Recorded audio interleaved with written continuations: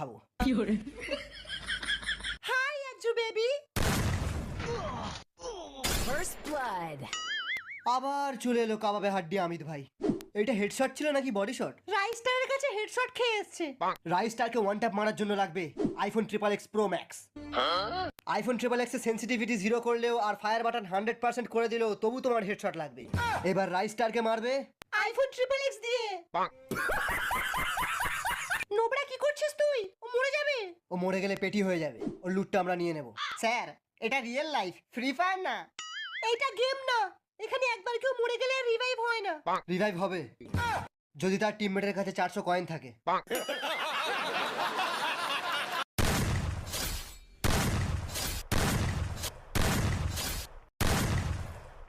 নোবরা, তোমার কাছে গ্লোয়াল আছে? একটাও নেই।